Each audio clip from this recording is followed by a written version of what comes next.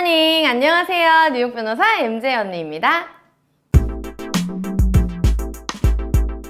오늘은 제가 진짜로 도움이 되실 만한 얘기를 좀 가지고 왔어요. 흥미가 굉장히 인기 있는 토픽인데요. 미국 부동산에 대해서 알아보도록 하겠습니다. 미국은 주마다 법이 달라서 집을 어떻게 사는지가 좀 다른데 저는 아무래도 보스턴 기준으로, 매사추세츠 기준으로 말씀을 드릴게요. 그렇지만 과정은 거의 비슷하니까 참고해 두시면 좋을 것 같습니다.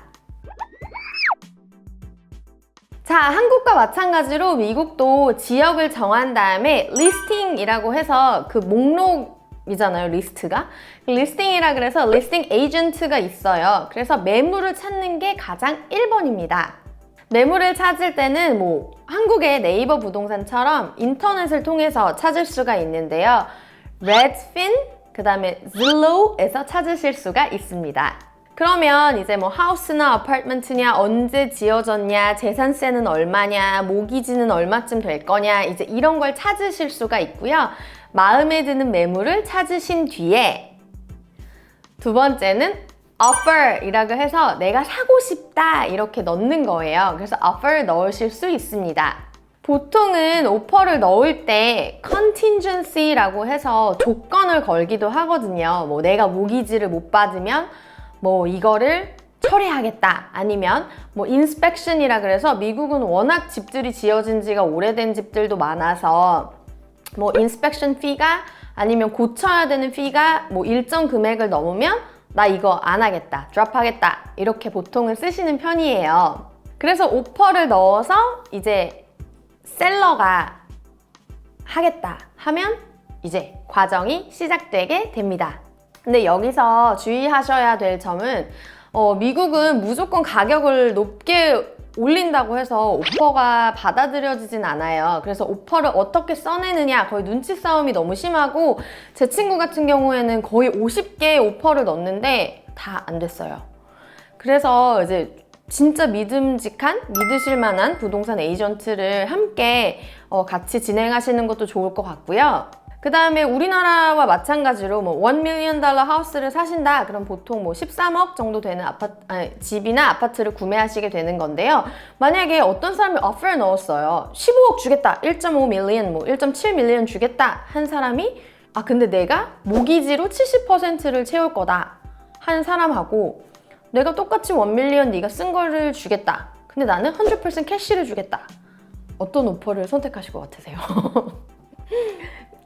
그래서 이런 게 다르기 때문에 가격이 무조건 높다 그래서 오퍼가 억셉 되는 거는 아니거든요. 그래서 조금 더 전략적으로 준비를 하셔야 됩니다.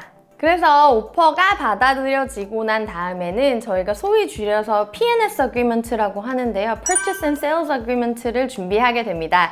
이제 여기에 어떻게 모기지를 얼마나 받겠다, Closing Date을 어떻게 하겠다 등등이 들어가게 되고요. 그 다음에는 한국이랑 조금 다른데 인스펙션이 들어가게 돼요. 그래서 인스펙션이라고 하면 이제 집 내부를 이제 그 사람이 와서 이제 관리 감독을 하는 거죠. 이게 얼마나 오래된 집이고 얼마나 튼튼하고 얼마나 해충이 덜 나오고 이제 기타 등등의 과정을 검사하는 과정을 통해서 이제 인스펙션을 받게 되고요. 그 다음에 이제 Purchase and Sales Agreement를 쓰고 Closing Date이라고 해서 잔금 치르는 날, 한글로 하면 잔금 치르는 날 요 사이에 인스펙션도 하셔야 되고 이제 Title Search라 그래서 등기부 등본, 한국에서는 등기부 등본이 있잖아요. 미국에서는 그걸 타이틀이라고 부르는데 이제 매사추세츠에서는 거의 50년 정도의 타이틀 서치를 하셔야 돼요. 그래서 제 전에 주인이 누구였고 A였고 그 전 주인이 B였고 C였고 그거를 이제 등기부 등본을 쫙 열람하신 다음에 그게 문제가 없는지를 확인하셔야 이제 모기지하고 타이틀하고 다 같이 정해서 이제 당연히 진행을 해보실 수가 있습니다. 그리고 이제 당연히 마음에 드는 집을 고르셨으면 다운 페이먼트를 하시게 되는데요.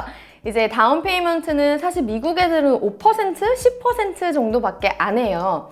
그러는데 한국 국적자이신 분들, 그러니까 외국인인 경우에는 보통 40% 이상을 요구하는 곳도 많거든요. 그러니까 꼭 현금을 가지고 계시면서 진행을 하시는 게 좋을 것 같습니다. 그리고 또 한국에 비슷하게 뭐 모기지, 뭐 주택담보대출처럼 미국에도 모기지가 잘 되어 있어요. 그래서 미국에는 뭐 30년, 20년 이렇게 좀 장기 모기지를 많이 하는데요. 내가 그러면 월세를 주는 그런 수익이 나는 부동산을 사고, 예를 들어 뭐 대학가의 아파트 같은 걸 사고 내가 모기지를 받을 수 있을까 궁금하신 분들이 있는데요. 그런 분들은 우선 비자가 없이, 그리고 그냥 투자 목적으로 이제 한국에는 해외 부동산 직접 투자 신고를 하시고 부동산을 취득하실 수가 있고, 그리고 여기서 중요한 점 팁을 알려드리면 외국인을 위한 몰기지를 하는 은행들이 있어요. 그래서 뭐 중국 분들이 많이 미국에 부동산을 사셨으니까 뭐 중국의 소득을 인정해주고 한국의 소득을 인정해주는 그런 몰기지를 파는 작은 은행들도 많이 있으니까 만약에 궁금하신 분들은 꼭 한번 해당 지역에 그 foreign person을 위한 모기지를 하는 브로커가 있는지, 그러니까 모기지를 판매하는 그런 상품을 판매하는 분들이 있는지 꼭 알아두시면 좋을 것 같습니다. 그래서 미국은 보험이 너무 잘 되어 있는 나라이기 때문에, 제가 잘 되어 있다는 뜻은 약간 상업적으로 돈을 내면 다 잘 되고 있기 때문에 제가 아까 말한 타이틀 하고 모기지도 다 인슈런스가 있어요. 그래서 타이틀 인슈런스, 모기지 인슈런스 이래서 이제 보호해주는 그런 인슈런스도 있으니까 꼭 가입을 하시길 바라고요. 그 다음에 당연히 잔금을 치르는 클로징 데이시 오게 됩니다. 그래서 매사추세츠에서는 사실 클로징에 꼭 변호사가 가야 되거든요.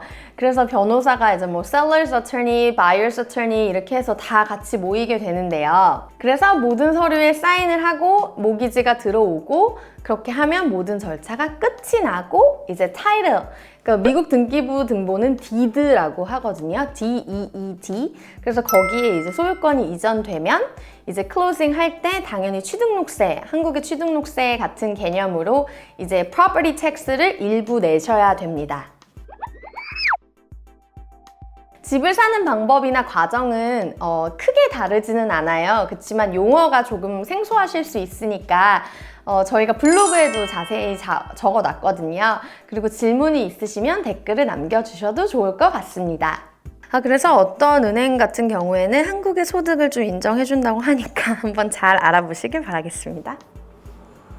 어떠셨나요? 오늘은 미국의 부동산을 구매하는 방법을 알아봤는데요. 뭐 실례로 뭐 캘리포니아 이런 곳은 어torney가 없어도, 변호사가 없어도 구매가 가능하거든요.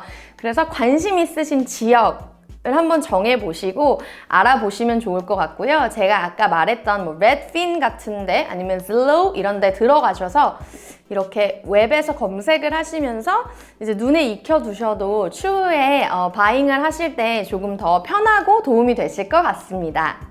자, 오늘은 이쯤에서 마무리하도록 하고요. 구독, 좋아요, 알림 설정 여러분 잊지 마세요. 감사합니다. 안녕!